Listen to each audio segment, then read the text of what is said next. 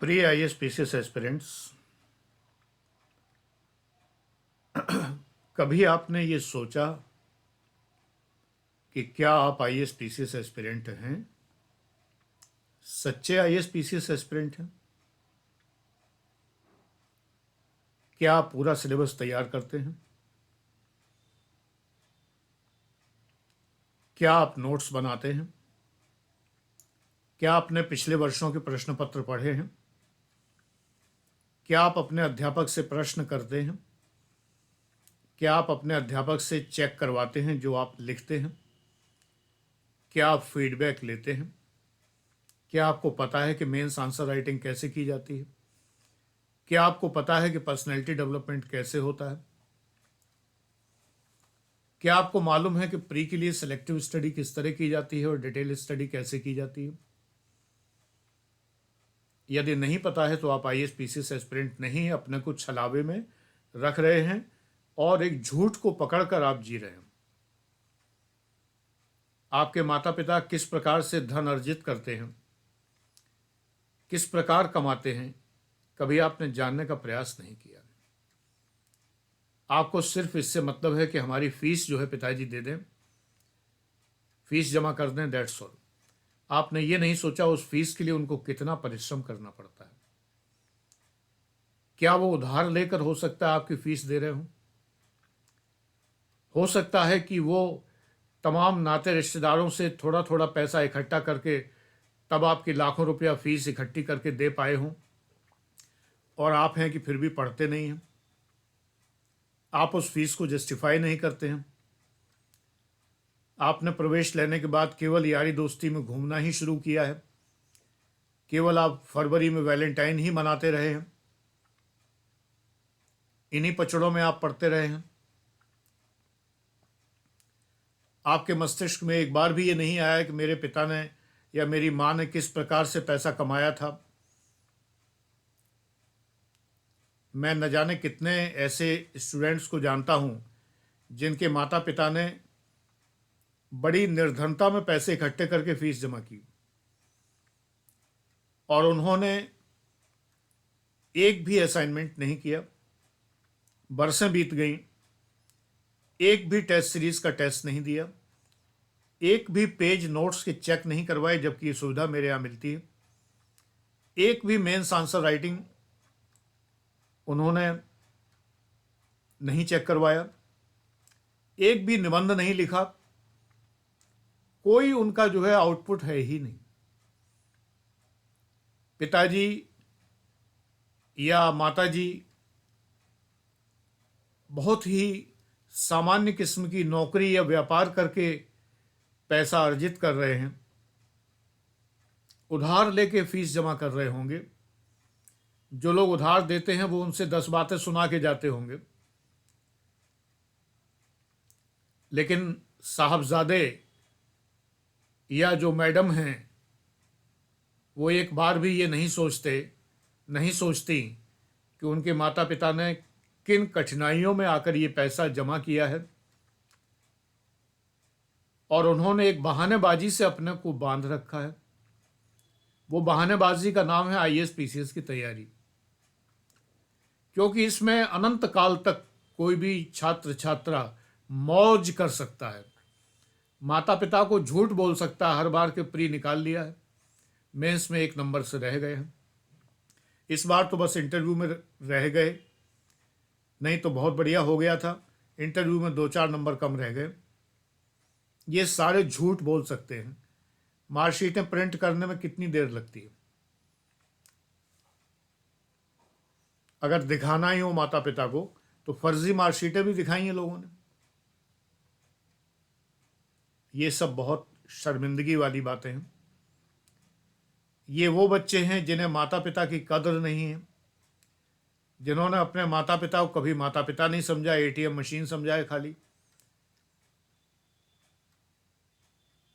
मैं न जाने कितने ऐसे छात्रों को जानता हूं जिनके माता पिता ने निहायत गरीबी में फीस इकट्ठी की, निहायत गरीबी में वो फीस जमा की, लेकिन उन्होंने वो फीस जस्टिफाई नहीं की। कुछ नहीं पढ़ के दिया, कुछ भी नहीं पूछा, बरसें बीत गईं, शून्य हैं, शून्य थे, शून्य रहेंगे। एक कहावत है कि गरीब पैदा होना जुर्म नहीं है, लेकिन गरीब बने रहना जुर्म है। ऐसे ही अज्ञानी होना जुर्म नहीं है, लेकिन अज्ञानी बने रहना बहुत बड़ा जुर्म है, और ये माता पिता के प्रति अत्याचार है। एक छात्र ने बताया कि उसके पिता के ऊपर 5 लाख रुपया कर्जा हो गया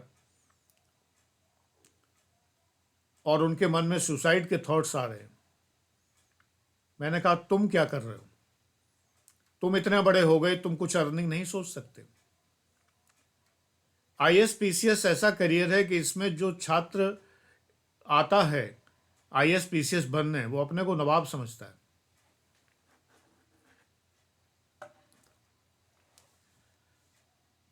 शुरू से ही कलेक्टर समझता है अपने को।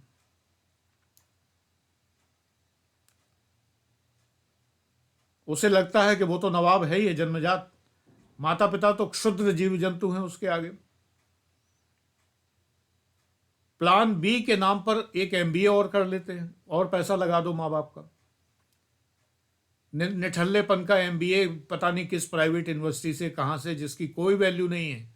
2 रुपए की नौकरी नहीं मिलेगी जिस एमबीए से। वो एमबीए इनके प्लान बी में होता है, वो बीटेक इनके प्लान बी में होता है, जिस कॉलेज से करने पर 2 रुपए की नौकरी नहीं मिलती। अरे प्लान बी में व्यापार क्यों नहीं है? व्यापारी क्यों नहीं बनना चाहते आप? छोटी बिजनेस स्टार्ट करिए, दुकान खोलिए। ये ग्रेजुएट चाय वाले और ग्रेजुएट चाय वाली ने क्या बुरा किया है? क्या बुरा किया? उन्होंने इस बात में कोई शर्मिंदगी महसूस नहीं की कि हम चाय की दुकान खोल रहे हैं, और आज उनका नाम है और लाखों रुपया टर्नओवर उनका महीने का है। क्या बुरा है? उनके माता पिता सुसाइड के लिए तो नहीं सोच रहे, उनके माता पिता रिश्तेदारों के आगे शर्मिंदगी तो नहीं उठा रहे, उनके माता पिता उधार खाए तो नहीं बैठे हैं। लेकिन भाई आईएएस एस्पिरेंट हैं, कलेक्टर साहब बनेंगे आगे चल के, दुकान खोलने की बात कैसे सोच सकते हैं? वो तो सोचेंगे ही नहीं। ये मेंटेलिटी है।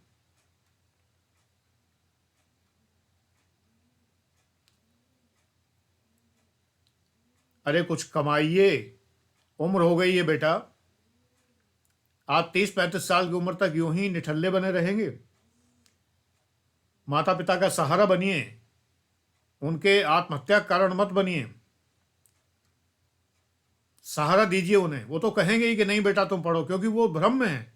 वो समझते हैं बेटा पढ़ते हैं, और बेटा पढ़ते नहीं। दिल पे हाथ रख के देखिए, क्या आपने पढ़ा आज दिन तक? क्या सच में आप आईएएस एस्पिरेंट हैं? आज दिन तक आपने आईएएस एस्पिरेंट होने के लिए क्या किया है? आप ऐसे टीचर से पढ़ने पहुंच जाते हैं जो आपको कुछ याद करने के लिए फार्मूले बताते हैं। ई फार्मूला है, भारत के सारे स्टेट के नाम याद करने का फार्मूला है।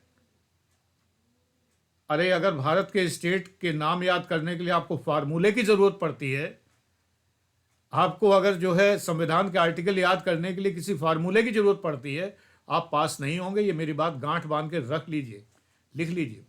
आईएएस पीसीएस में ये फार्मूला बाज लोग जो हैं ये पास नहीं होते। जो पीरियोडिक टेबल में HSE LIB BCNOF NE NMG LSI PSCL ये याद करने के लिए हाय लीना कहाँ फरार हो ऐसा सेंटेंस बनाते हैं, ये लोग आईएएस पीसीएस में पास नहीं होते।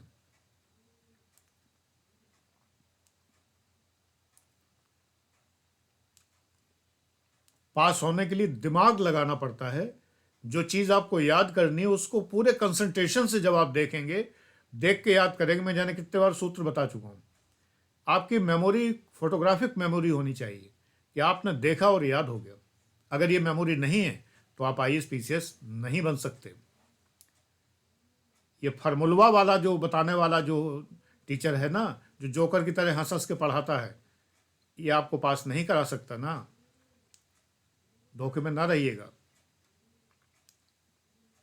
आप बर्बाद हो रहे हैं। आपको बर्बाद करने के लिए बहुत बड़ी फौज टीचर्स की रिसेंटली उतर आई है मैदान में। लीड किया है जिन सर ने, सबसे पहले एक सर आए मसीहा बन के, गरीब छात्रों के लिए ₹2 में कोचिंग देंगे, मसीहा बन के आए। तमाम मसीहे और उतर पड़े। मैं रील में देखता हूं जाने कितने मसीहा उतर पड़े। कल को ₹1 में कोचिंग देंगे, 50 पैसे में कोचिंग देंगे, चवन्नी में कोचिंग देंगे, हालांकि चवन्नी बंद हो चुकी है,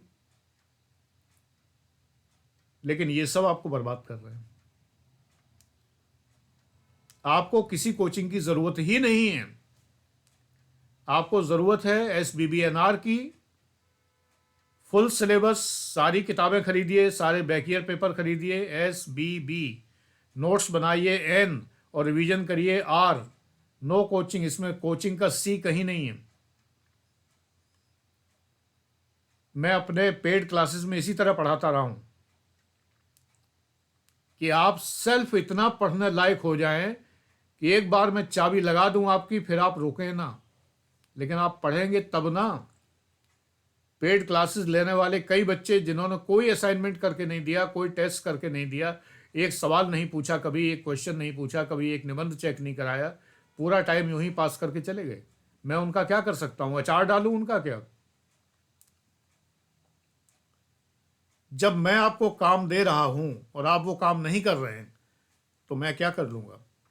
मैं आपके फेल होने को रोक नहीं सकता। लेकिन माता पिता पर रहम करिए, प्लीज रहम करिए।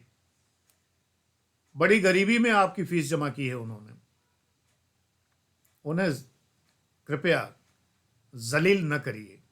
रिश्तेदारों के सामने जो उन्होंने उधार लिया है, इज्जत उनकी करिए और उनकी बेइज्जती होने से बचाइए। कुछ काम करिए भाई, कुछ काम करिए, कोई दुकान खोलिए, कोई व्यापार करिए, जितनी आपकी हैसियत है कोई व्यापार करिए। माता पिता पर रहम करिए प्लीज। इतने निष्ठुर मत बनिए। इतनी निष्ठुर संतान अगर आप हैं तो IAS तो कभी बन ही नहीं सकते, ये जान लीजिए। Thank you.